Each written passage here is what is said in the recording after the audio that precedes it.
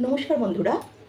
আসলে social media on করলে আজকাল একটা বিষয় যেভাবে সামনে আসছে, বিষয়টা নিয়ে ভেবেছিলাম থাক এটা নিয়ে কোনো কথা বলবো না। কিন্তু দিনের পর দিন যেভাবে সমালোচনা, যেভাবে কাদা ছোঁড়াছুড়ি চলছে বিষয়টাকে নিয়ে, তো মনে হলো যে দু একটা কথা না বলে যেন ঠিক থাকতেও পারা যাচ্ছে না। কারণ একটা সুস্থ জিনিসকে নিয়ে মানুষ যেভাবে জলঘোলা করছে, যেভাবে কাদা ছোঁড়াছুড়ি করছে, তো মনে হলো দু একটা কথা আমার মনে হয় সোশ্যাল মিডিয়ায় এসে বললে বোধহয় একান্তই আমি ভুল কিছু করব না। তো তার আগে বলবো বন্ধুরা, একটু ভিডিওটা তোমরা স্কিপ না করে পুরোটা দেখো, কারণ আমার যেগুলো বলার আছে সেগুলো একটু তোমরা শোনো। তারপর তোমরা একটু কমেন্ট করে জানিও যে আমি কিছু ভুল বললাম নাকি ঠিক বললাম। তো বিষয়টা হলো এটাই যে কটা দিন আগেই রিঙ্কু মজুমদার আর দিলীপ ঘোষ ওনাদের বিয়ে হয়েছে, মাত্র মাসখানেক হবে। তবে তারই মধ্যে রিঙ্কু ঘোষ বিয়ের ২৭ দিনের মধ্যেই তার একটা বড় দুর্ঘটনা, মানে তার পুত্র শোক হয়। তার একমাত্র সন্তান তাকে ছেড়ে এই পৃথিবী থেকে চিরবিদায় নিয়েছে। সেটা যে কত বড় একটা দুঃখের ব্যাপার সেটা বোধহয় একজন মা ছাড়া আর কেউ বুঝবে না। কিন্তু এই সোশ্যাল মিডিয়া জায়গাটা এমন একটা জায়গা হয়ে গেছে যেখানে এই ধরনের একটা মানে এরকম কষ্ট, সেনসিটিভ এইরকম বিষয়গুলোকে নিয়েও মানুষ যেভাবে ভিউ কামানোর জন্য বা মোটা অঙ্কের টাকা আর্ন করার জন্য যেভাবে বিষয়টাকে নিয়ে জলঘোলা করছে, তো খুব বিশ্রী একটা ব্যাপার বলেই মনে হচ্ছে। কারণ হচ্ছে কি, দিলীপ ঘোষের সঙ্গে যে বিয়েটা রিঙ্কু মজুমদারের হয়েছে সেটাকে আমার অন্তত ব্যক্তিগতভাবে মনে হয় একটা সুস্থ সম্পর্কে তারা প্রবেশ করেছে। এবং সেখানে তার ছেলে, মানে রিঙ্কু মজুমদারের ছেলে প্রীতমের থেকে আলোচনা করে তার মতামত নিয়ে তবেই কিন্তু রিঙ্কু মজুমদার এই বিয়ের সিদ্ধান্ত নিয়েছেন। এটা উনি সংবাদ মাধ্যমে জানিয়েছেনও, এবং এটাও জানিয়েছিলেন যে কিছুদিনের মধ্যে তার ছেলেকে তার কাছে নিয়ে এসে রাখবে। এই নিয়ে দিলীপ ঘোষের সাথে তার কথাও হয়েছে।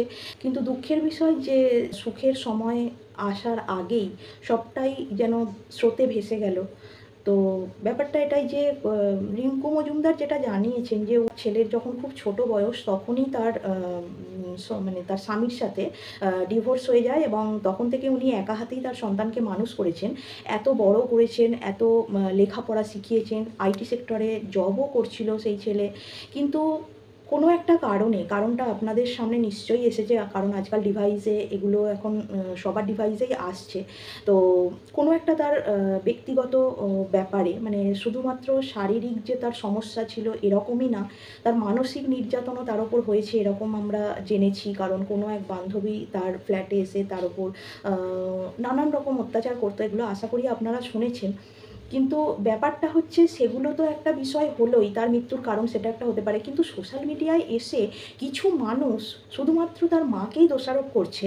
কিন্তু আমার অন্তত মনে হয়, মানে কিছু মানুষ এটাও এরকমই বলছে যে তার মা বিয়ে করলো বলে ছেলে এটা মানতে পারলো না। কিন্তু এটা কি তারা একবারও শোনেনি যে তার ছেলের সাথে আলোচনা করে তার ছেলের মতামত নিয়ে তবেই কিন্তু রিঙ্কু মজুমদার বিয়ের সিদ্ধান্ত নিয়েছেন। এবং তিনি দিলীপ ঘোষকে এও জানিয়েছিলেন যে ছেলে এখন বড় হয়ে গেছে, এরপর ছেলে বিয়ে করবে, বিয়ের পর সে তার মতো করে থাকবে, তখন রিঙ্কু মজুমদার খুব একাকিত্ব অনুভব করবে।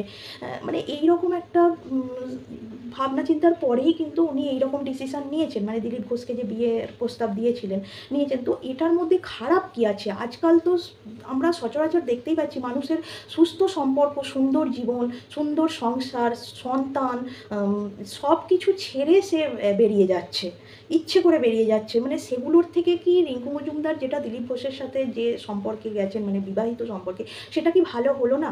এদিকে আমরা এটাও দেখলাম যে দিলীপ ঘোষও কিন্তু এমন নয় যে উনিও কোনো মানে কোনো সংসার ভাসিয়ে দিয়ে চলে এসেছেন, এমনও নয়। তো উনিও যেগুলো বললেন যে ওনার কাছে ওনার মা এসে আছেন, তাকে দেখাশোনার জন্যও একজন কাছের মানুষ হলে খুব ভালো হয়। কারণ উনি যখন, মানে দিলীপ ঘোষ যখন একটু বাইরের দিকে থাকেন তখন তার মায়ের জন্য চিন্তা হয়, বা কখনো মাকে ছেড়ে যেতে পারেন না, সেখানে একজন খুব কাছের মানুষ থাকলো। সেগুলো এগুলো তো একটা ভালো জিনিস। কিন্তু এগুলোর বাইরে গিয়ে ছেলে কিভাবে, রিঙ্কু মজুমদারের ছেলে যেভাবে মারা গেছে তারও ঘটনাগুলো কিন্তু আমাদের ডিভাইসে আসছে, আমরা জানতে পারছি। কিন্তু সেগুলো না দেখে মানুষ কিভাবে যে তার মাকে দোষারোপ করছে এটা আমার মাথায় আসছে না। তো মনে হলো যে মানুষের এই ধারণাগুলো একটু বদলাক। কারণ একটা তারা সুস্থ সম্পর্কে প্রবেশ করেছিলেন। এটা এমন নয় যে তার মায়ের এই সম্পর্ক মেনে নিতে পারেনি ছেলে, তাই ছেলের এরকম হলো, এরকম নয়। আপনারা একটু ঠিকভাবে বিষয়গুলো ভাবুন। ওনারা একটা সুস্থ সম্পর্কে প্রবেশ করেছেন এবং সেখানে ছেলেকে এনে রাখার পরিকল্পনাও তাদের চলছিল। এখানে ওনাকে দোষারোপ করার কোনো আপনাদের রাইট নেই। ওনারা কোনো ভুল করেননি। তাই আপনারা যখন কোনো কথা বলবেন তখন একটু ভাবনা চিন্তা করে বলবেন। দেখুন, এরকম নয় যে তাদের সাথে আমাদের ব্যক্তিগত কোনো আত্মীয়তা আছে, বা যারা এই ধরনের উল্টোপাল্টা কথাগুলো বলছেন বা কমেন্ট করছেন তাদের সঙ্গেও যে আমাদের কোনো শত্রুতা আছে, এমনটাও নয়। কিন্তু কদিন ধরে যেভাবে দেখছি যে এই বিষয়টাকে নিয়ে যেভাবে কাদা ছোঁড়াছুড়ি হচ্ছে, যেভাবে মিথ্যে অপবাদ তার মায়ের ওপর চাপিয়ে দেওয়া হচ্ছে, একজন সদ্য পুত্রহারা মা, তার যে মনের অবস্থা কী হচ্ছে সেটা অন্তত একবার ফিল করুন। কারণ যেভাবে আপনারা কথাগুলো বলছেন, এগুলো বলে আমাদের সুস্থ সমাজটাকে আপনারা অসুস্থ করে তুলছেন। এরকম করা একদম উচিত নয়। আপনারা ঠিক করে বুঝুন, তারপর কথা বলুন। একজন মা এইরকম অবস্থায়, তার পাশে আমাদের অন্তত দাঁড়ানো উচিত। আমরা তাদের সামনে তো যেতে হয়তো পারছি না, কিন্তু দূর থেকে অন্তত আমরা এমন কিছু বলতে পারি যাতে তিনি আস্তে আস্তে এই শোকটাকে কাটিয়ে উঠতে পারেন। কারণ এইরকম শোক আমার অন্তত মনে হয় আগামী উনি যতগুলো দিন বেঁচে থাকবেন কক্ষনো ভুলতে পারবেন না। কিন্তু সেখানে আমাদেরও তো মানুষ হয়ে এটা উচিত যে তাকে অন্ততপক্ষে একটু সান্ত্বনা দেওয়া।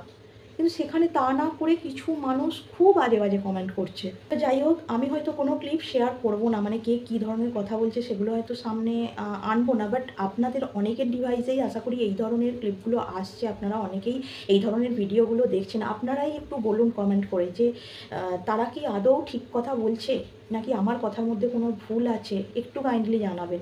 আর সবার কাছে অনুরোধ, মানে আমি আবারও বলছি, ওনারা আমার ব্যক্তিগত কোনো আত্মীয় না, আপনারাও আমার কোনো শত্রু না। কিন্তু একটু ভেবে বলুন, সদ্য সন্তানহারা মা, তার কতটা যে কষ্ট হচ্ছে, কী তার মনের অবস্থা হচ্ছে সেটা একটু বোঝার চেষ্টা করুন।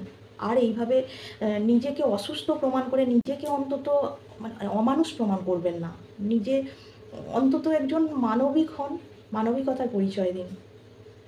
তো নমস্কার। আর বেশি কিছু বলার নেই। আমাদের সমাজটা একটু সুস্থ হোক।